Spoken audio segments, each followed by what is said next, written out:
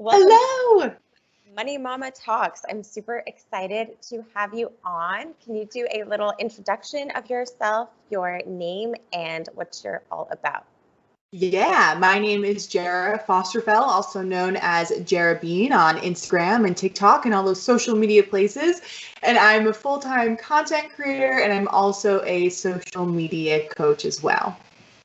Perfect. It's so nice to have you on. I think it's really a great time to be talking social. It's a great time to be a social media strategist and be on top of the game because everything after COVID is sort of moving online. What was your life like before transitioning into the social media space as a full-time creator? So I've had an interesting journey, kind of twisty and turny and pivoting all around, as I think we all do these days. And I graduated college. I went to USC out in Los Angeles as a graphic designer. And so for 4 or 5 years, I was doing some freelance work. I was working at startups. And for the most part, just not too happy with life. There was one job in particular close to the 2015 realm, which is, I'll bring that up why that year is significant in a moment, where I was just really mistreated at my job, making pretty much zero money if you're really adding up all the hours, 7 days a week, working around the clock. And there was a moment where I parted my hair in the mirror one day at the office, and I saw this little bald patch on my head where I was losing hair.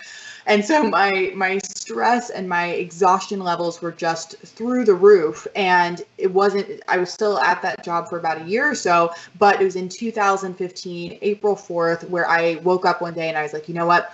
I got to do something to make a change. And I don't think I thought of it so significantly at the time. I think it was probably just my inner guide or something telling me, hey, you got to make a change here. But I had been following a woman named Kayla Itsina. She's a super popular fitness star, personal trainer on Instagram. And I downloaded her guides that I had been kind of looking at for a year. It was a 12-week guide. And that day I started day one, week one of this workout program. And that same day, I also created an Instagram account just to hold myself accountable. I saw other women doing it and I was like, okay, like this is just a fun little outlet. And that's really what changed everything for me, because I found community. I was excited to just create in a new way on Instagram. I was excited because I was working out, and of course that feels really good to get that physical output. And so that was the start of everything. And I took some twists and turns there with fitness because I became a SoulCycle instructor. And then I left that, started doing content creation full time. And then it was at the beginning of this year, 2020, that I also leaned into social media strategy and coaching. So that's kind of the quick timing version of everything. To do that, yeah. I would love to talk about agency work and that burnout feeling, because I feel like we get told through college that this is exactly what we're looking for, these full-time jobs with the salary and the benefits, which, having your job title tied to your healthcare it seems kind of crazy. I think we're seeing now, but you mentioned working around the clock for not that much money. And yeah, you really start to realize it's so hard to grow in that environment. You're going to be stuck at basically the same salary forever, and people are trying to get so much work out of you. And there's so much input. I was the copywriter part of working at an agency, but I saw the graphic designers just implode with stress.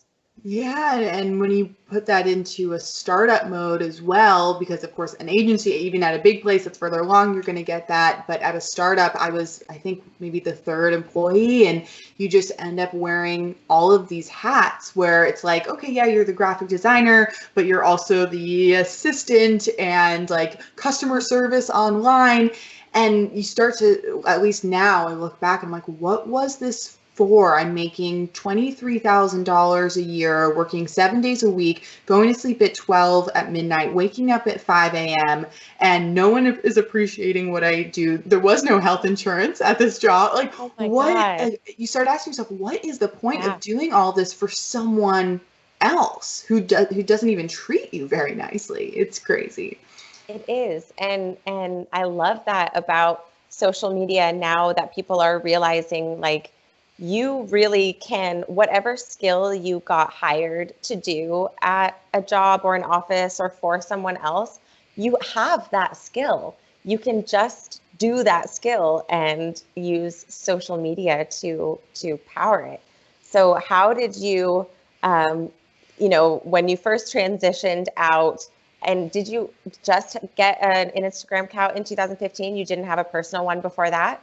I did have a personal one, and I still Right. have it. It's very inactive. And the other thing that's interesting to note, because I think it was a little bit of a stepping stone to get to my current account, was that I was really into, I mean, I was a graphic designer, I was a fine art major, I loved art and creating, and I had a hand lettering account. So I love to make these different sayings and words, just drawing them. And it's actually, it still exists. You can check it out if you want to. It hasn't been touched in years, but I found this creative outlet through that hand lettering account, and also community, because I remember being really excited to connect with other hand letterers. There's like a girl in the Philippines who was like my pen pal. We chatted all the time. And so I think knowing at that time that Instagram and social media had the power for that community is what pushed me a little bit to create my fitness account. If I had just had my personal account and gone to the fitness, or had the opportunity to create my fitness account, I'm not sure I would have. But because I had that really positive experience with my art account, I was like, oh, maybe this is something I can get from my fitness account. So that was sort of the progression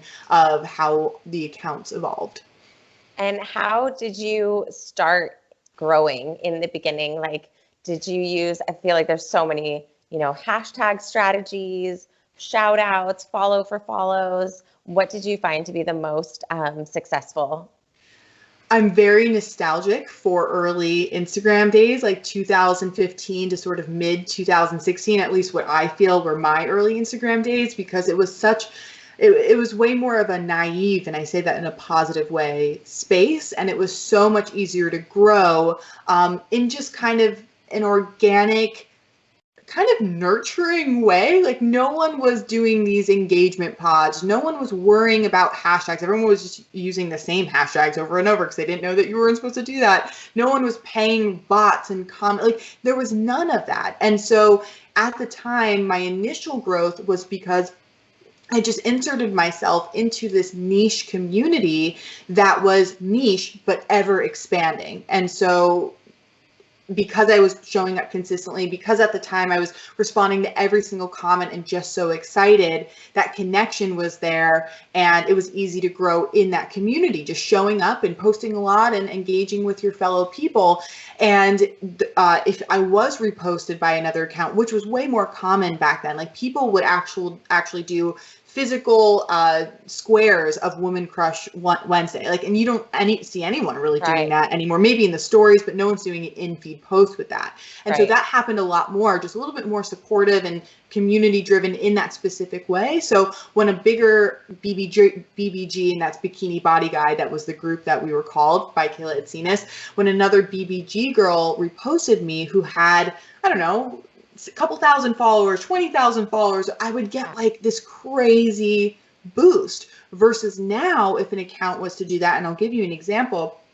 I've worked with Aerie, which is an awesome brand. I love them. And they have like 1 million or 2 million followers, and they posted my photo to their grid, and it results in like barely anything. Like no one follows me just because an account with 1 million followers reposts me. So back in the day, it was way different. It was just really organic, other people promoting you. And I think people were hungrier to follow other people. I think now people are a lot more reserved, and it takes a lot more to get someone to hit the follow button. So these days, it's a totally different ballgame. Organic growth is way, way, way slower. It's a matter of course, showing up consistently, being really clear clear on who you're talking to, constantly serving value, and really providing more learn from me content versus what I call look at me content. Look at me content's all about me versus learn from me content is about the people and the community that I want to serve and connect with. And then of course there's things like hashtag strategies and really cross-pollinating other platforms. You should be on TikTok and Pinterest and all these other places.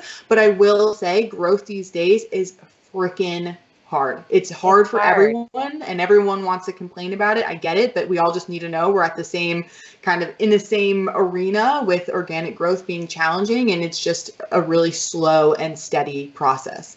Right. I didn't know that. I saw somebody complaining recently that there is a limit on how many people you can follow.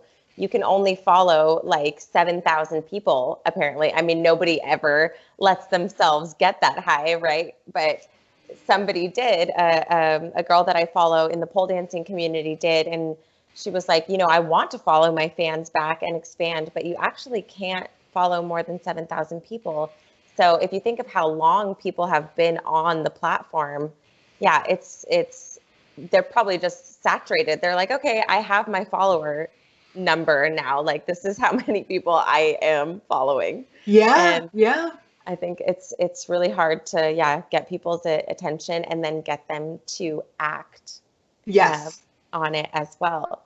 Did you have like a shift where you changed your content to be more, I like the way you described it, learn from me versus look at me? So I've had a lot of pivots since 2015, and to go over them briefly, when I started, I was doing the whole BBG, Kayla had seen us thing, which is that very specific guide, but it's 12 weeks long, so you're not necessarily doing that forever. So I went through it like 2.5 times, I think, and then I got a little bit more into yoga, and it was also during this time that I really fell back in love with SoulCycle. This was sort of the end of 2015, and then it was mid-2016 that I became an instructor. And that was a really interesting time for me with content because SoulCycle was my freaking life. I lived, breathed, ate everything SoulCycle. And what I found over time was actually not super long. It was a pretty quick thing that I learned is that people really loved my SoulCycle journey because it was very dramatic. I auditioned once, denied, auditioned a second time, got through, got accepted into the 10-week training program, went through those 10 weeks, failed. I was one out of 3 out of 26 who didn't make it. Oh, wow. And then I had to redo the entire training program another 10 weeks. So people really loved my story with SoulCycle, but people didn't necessarily want to hear every day about how fun or exciting or badass a class was, because even as someone who loves SoulCycle, to hear a post about a class, it's just not very exciting. It's something you have to really be there to experience. And so that was my first shift in content, from a little bit more away from fitness and SoulCycle to more lifestyle. Then from lifestyle, it was when I was transitioning more into social media strategy and coaching that I started to not fully pivot, because I think I'll always have that lifestyle element there, but to start incorporating more of the social media strategy, information, valuable content in that sense.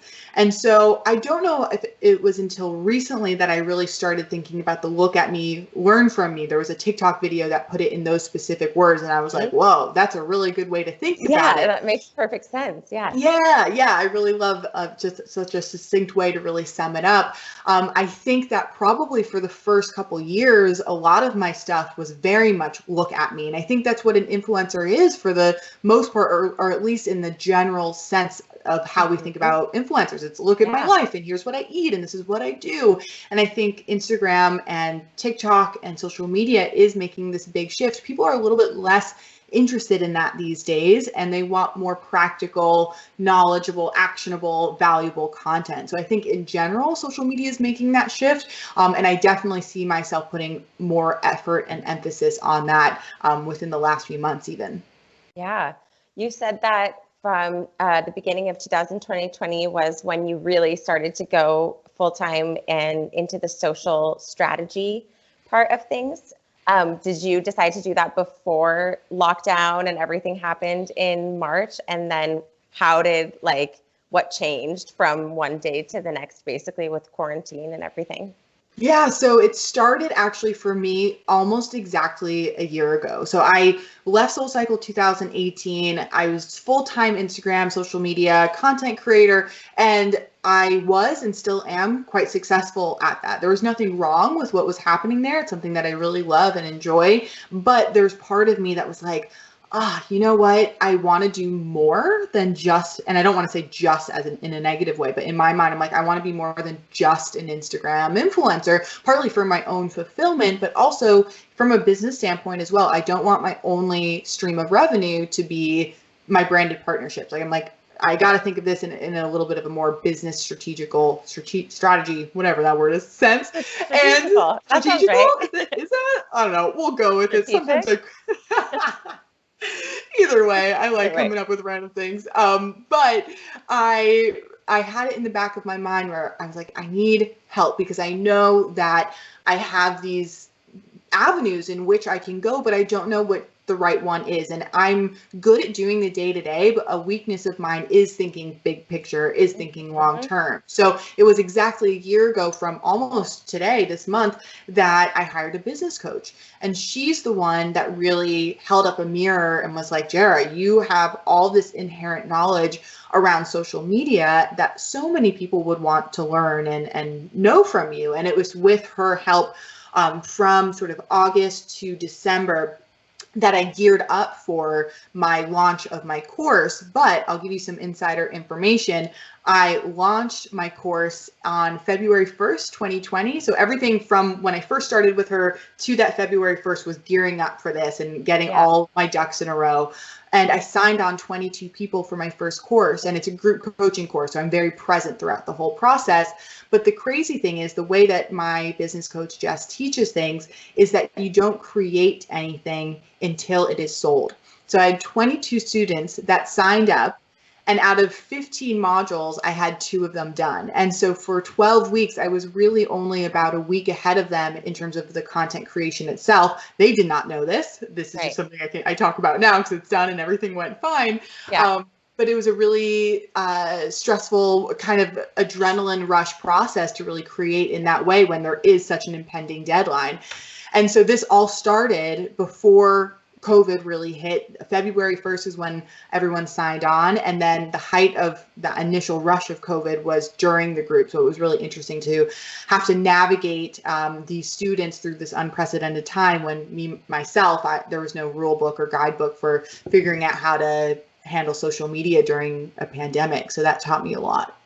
That is so interesting. And it's so interesting the selling it first and then, and then you also get to ask or cater it to the people on the course as well, right? You can kind of make it very, very custom. I have a lot of people asking about Money Mama workshops, like when I'm encouraging them to make one or trying to help them make one, that they don't have, they don't have an email list. They don't have maybe even 10,000 followers on Instagram. They just have a couple of thousand. Do you think that it is possible for people with, 1,000, 2,000 to like pre-sell these courses? Totally. And I have proof of it. And this one example is going to be extreme. So I don't want anyone to compare themselves to this, but I just know the possibility of what's out there. I have a gal who was in my mastermind and she was actually a social media student. And she, I think now has about 5K followers, but maybe a year ago had 3K. And her first launch, I think was like $50,000. And then she just had a recent launch, another 50. And then she pivoted to business and had a 100K launch. So she's just totally, she's killing it. It's insane. Yes. And that's not guaranteed, of course, every time. But so small social media followings do not necessarily equate to small profit. It's really how you nurture your people and how you're showing up as an authority. So for example, if you have a course on social media and you've only been putting out content on your dog, that's going to be an issue. You really have to prime and prep your audience for what it is that you're selling and establish yourself as someone who knows what the heck it is that they're talking about. But no, you don't have to have a large following. I would say if you don't have an email list, that is something you should just start, like just get it up, get a weekly newsletter going, because as a lot of us know, email is a really wonderful way to convert people. So you can start taking these small steps, but a small following is not something to hold you back. And if you have a course or a workshop, or however you structure your digital program or product, you might have, 2 people that sign up for the first time for your group course, or maybe you have a webinar and 1 person shows up, but next time it might be 3, and the following time it might be 5, and then it might be 10. Like, we all have to start somewhere. So if we can remember that if we just start, and even if 1 person shows up, that's okay. We started, and next time there'll be a couple more. Yeah, absolutely. Are there other places besides social media where your students advertise or have found success in doing promotion? If in addition to your own social media pages, are there other places online where you can promote this kind of stuff, like digital products? So with my students, for the most part, our emphasis right now is Instagram. So my last 2 rounds were mainly focused on Instagram. Of course, if anyone has questions around TikTok, we talk about that, but the whole modules, like the video lessons I've created, are all based on Instagram. That being said, I do hope to have something out on TikTok maybe early 2021. So TBD on that. However, I have talked to people or students who are doing their own things on TikTok and seeing the conversion there. So I had one gal who grew from like 5K to 23K on TikTok recently. She saw a lot of that following from TikTok translate to Instagram, and I have noticed the same thing, that TikTok will translate to Instagram, not really vice versa. So if you can build a following on TikTok now, which I totally recommend doing because it's a lot easier to grow on that platform than it is Instagram, you will see some of that following head over to Instagram, and you can grow that way. But that being said, I know TikTok absolutely is a great way to generate leads, make money, get clients. I've seen people launch their courses on there and hear what they make on the back end, and are quite successful. So yeah, I would definitely recommend TikTok for launching either on your own or perhaps in conjunction on Instagram as well, just to kind of get more bang for your buck. Awesome. And yeah, where can people find your workshop? I'm definitely interested myself. That would be so fun. So it's called The Social Media Saloon. I have it linked in my main Instagram account, Jera, but you can also just find it at The Social Media Saloon. The next round begins, it's going to be about mid-October. So if anyone's interested, you can tap on the waitlist link in the Social Media Saloon bio. Just add your name and you'll be one of the first to hear when applications go out for the next round. Definitely. Okay. Well, I'm definitely going to do that. It's been I'd love to have you. Awesome talking to you. I learned a lot, and hopefully everybody watching the IG Live and this full interview when it comes out will too. Heck yeah. Thanks for having me. Yeah. What are you working on in the upcoming weeks? Do you do a weekly content calendar, or like how far planned out are you? I usually do a week in advance. I recommend if you can at least get a bird's eye view of the month ahead with the main topics each day that you want to post. That really helps to evenly spread your messaging across the month and make sure you're hitting all the buckets and things that you want to promote and all of that. But in terms of really writing captions and that kind of stuff, I really stick to a week at a time. But I have a student who will do like 6 months in advance, which is incredible, but that's not really most people.